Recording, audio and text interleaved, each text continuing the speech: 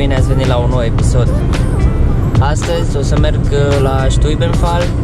Acolo sper să găsesc o cascadă. Așa că o să revin când ajung acolo.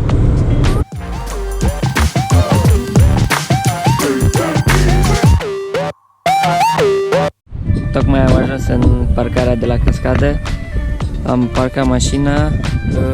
Tariful este de 5 euro pe zi.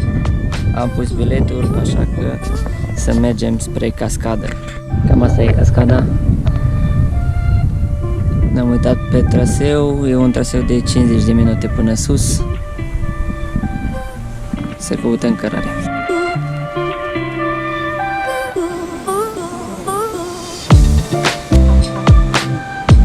Pare că mai avem puțin și ajungem la trepte.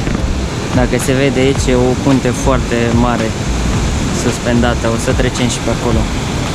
Dar mai avem de urcat. Aici este prima platformă. Mai sunt încă două. Până la a doua sunt undeva la 20 de minute de urcat și până la platforma a treia încă 40 și ceva de minute. După cum vedeți, am urcat deja destul de mult, dar mai este în continuare.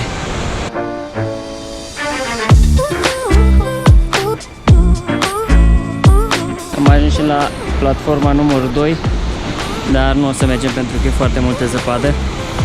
Nu știu dacă se vede pe camera, dar e foarte mare cascada asta. Citisem că e cea mai mare cascadă din Tirol. Am ajuns și la puntea suspendată.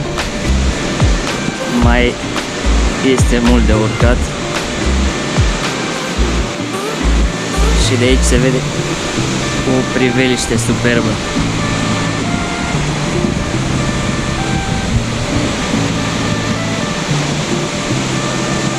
Am reușit să urc și puntea, iar de acum urmează o porțiune cu foarte multe trepte în zigzag.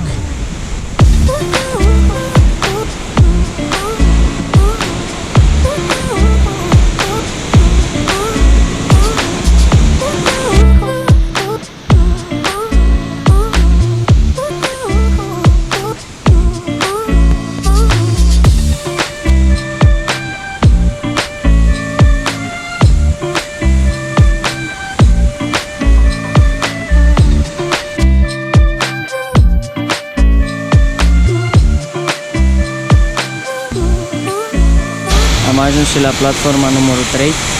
O să cobor puțin aici să filmez.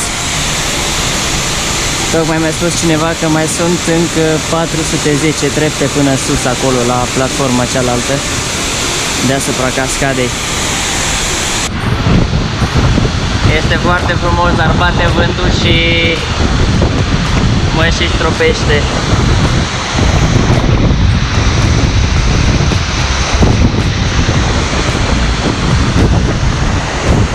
Am făcut câteva poze de aici, de pe platformă. E timpul să urcăm mai sus. Cum ziceam, încă 400 și ceva de trepte. Să mergem!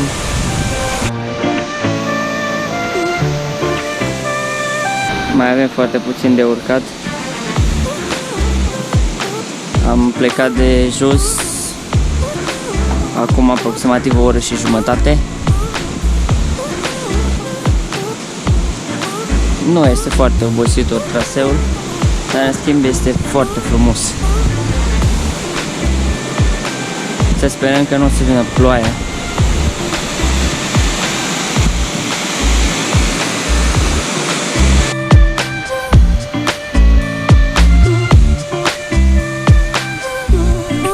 Am învins. Am terminat de urcat treptele.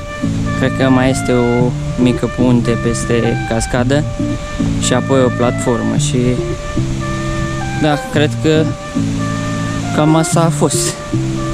Haideți să vedem. Am ajuns și la ultima platformă de pe traseul de astăzi. Cum ziceam, un traseu foarte frumos. Am urcat destul de mult.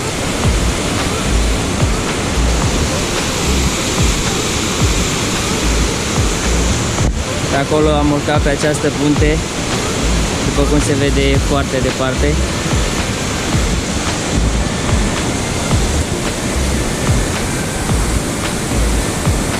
Dacă doriți mai multe informații despre acest traseu, puteți să-mi scrieți în comentarii.